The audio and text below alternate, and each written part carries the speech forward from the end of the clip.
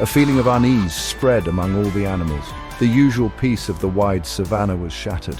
The danger soon became very real and terrifying. A young, playful gazelle, not watching her step, was caught in one of the hidden traps. Her frightened cries of pain and fear echoed across the plains. The poachers, the men who set the traps, were nearby. They carried long, loud sticks that made terrible cracking noises. It was clear they wanted to take the animals away from their homes. The jungle, once a safe haven, was now filled with peril. All creatures, big and small, felt the icy chill of this new, unwelcome threat. Leo, with his quiet ways and keen eyes, saw everything. His silence had taught him to be extra watchful. He saw the paths where the poachers walked. He noticed their daily habits and routines. He saw how they carefully set their dangerous traps. His inability to roar had made him more cautious. It had turned him into a master observer of details others missed. He knew deep in his brave heart that he had to do something. He could not stand by and watch as his home was destroyed by these invaders. A plan began to slowly form in Leo's clever mind. He understood that he could not fight the poachers with loud sounds or brute force. He did not have a roar for that. He had to use his intelligence, his sharp wits. He saw the raw fear in the eyes of the other animals, the antelopes, the zebras, even the mighty elephants. He saw the deep worry etched on his father's noble face. He decided then that he would use his silence not as a weakness, but as a surprising weapon. He would outsmart the men.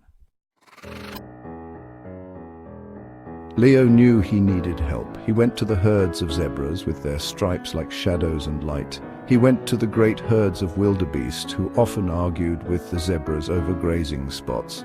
These herds were not always friends, but Leo approached them with quiet confidence. He used gestures with his head and paws. He drew pictures in the soft sand with a stick. He showed them the terrible danger of the poachers. He explained his daring plan for a night rescue of the trapped animals. His quiet seriousness and clear thinking convinced them.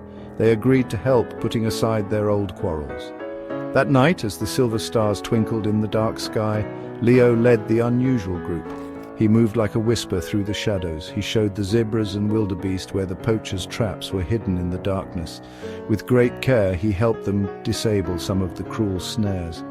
He guided a brave group of antelopes to where the other captured animals were held. His cleverness was their shield and their guide. He was not using a mighty roar, but his brave actions spoke louder than any sound could. The poachers in their camp were taken completely by surprise. Their camp was suddenly filled with chaos and confusion. Animals were escaping in all directions. Leo, using his perfect knowledge of the jungle paths and terrain, cleverly led the chasing poachers into a dense, confusing part of the forest. He made them run in circles, tripping over roots and vines. He used his sharp intelligence to protect his friends and confuse his enemies. He was a true leader, silent but incredibly strong and effective. As the last frightened poacher ran away from the jungle, a huge, powerful feeling swelled up inside Leo. It was a feeling of great pride. It was a feeling of overwhelming joy. It was a feeling of deep relief for his friends. He stood tall and proud on a high rock overlooking the moonlit savanna. He opened his mouth, not expecting much, and then a mighty, earth-shaking roar came out. It was loud, it was strong. It vibrated through the trees and echoed across the entire jungle. All the animals stopped. They listened in complete awe and wonder. Leo, the silent prince, had finally found his roar, and the jungle knew its future king.